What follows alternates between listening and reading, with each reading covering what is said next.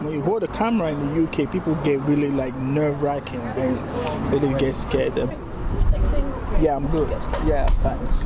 So that is all what it's about. Like when you have a camera. It's Strategy Gonet.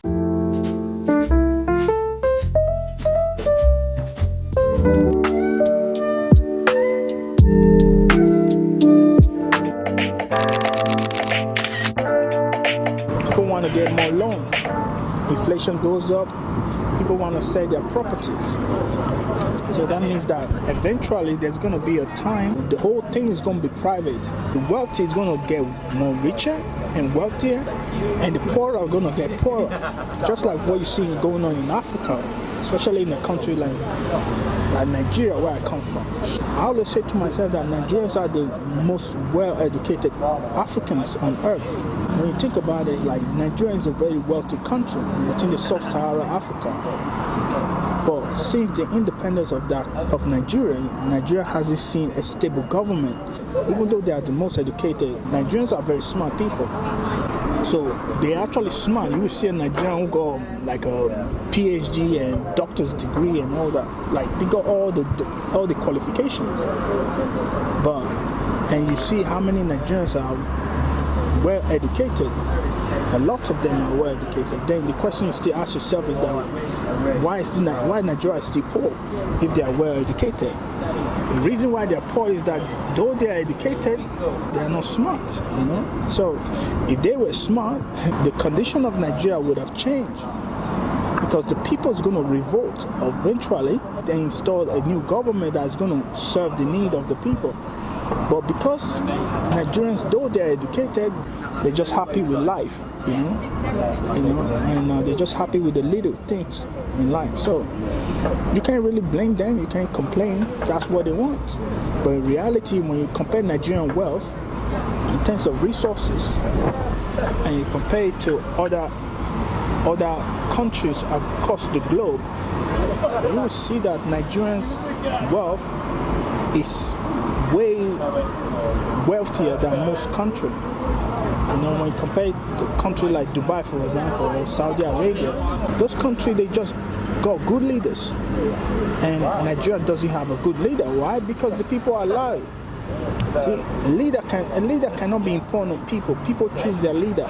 And if they get fed up or they get sick of the leader, they are the one that remove the leader. But unfortunately in Nigeria hasn't gone to that sense of understanding that they can choose the leader, they can remove the leader.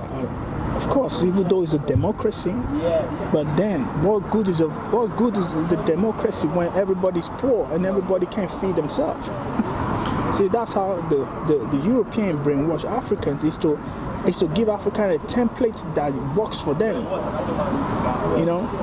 Everybody got a shoe size. My shoe size is probably, 12. That's what fits me. Now imagine if I give my shoe to someone else whose size is probably like 9 or 8 and ask that person to wear that shoe and make it fit. That would be crazy, right? That would be ridiculous. That would be stupid. But hey, that's the same thing that European did in Africa, is to give Africa a template that works for them. In Africa, we still have to define what a democracy is. What's the purpose of democracy in Africa? What is the need? How has it served any African people? So until the African comes to the realization, they ask themselves, what is the purpose of democracy and how democracy has actually served them in terms of providing food, clothes, and shelter for everyone. Not until they figure that Africa is going to remain poor forever. It's going to remain poor. Fortunately, you can't blame the European for giving them a template. You can't blame the African leaders who keep implementing the template because they don't know no better. But not until the African people have to ask themselves the fundamental question, which is the hard question, like how is democracy improving the life of every Africans, every Nigerians? If they cannot answer those questions, so then they cannot complain for staying broke, for being poor. if you ask yourself, who really created democracy for Europeans? Who created capitalism for the Americans? Who created socialism? Who created Nazism? Who created communism? These are created by individuals. So if Europeans can create a system that fits their own way of life, then why can Africans not create a whole system that fit their own way of life? But that's where the education comes into hand, because then you ask yourself, even though Nigerians are well educated, why they haven't come up with their own system that will fit their own way of life? That's a question. So yeah, that's my 2 cents. Germs on your head. Love, peace. It's Strategy Gonet.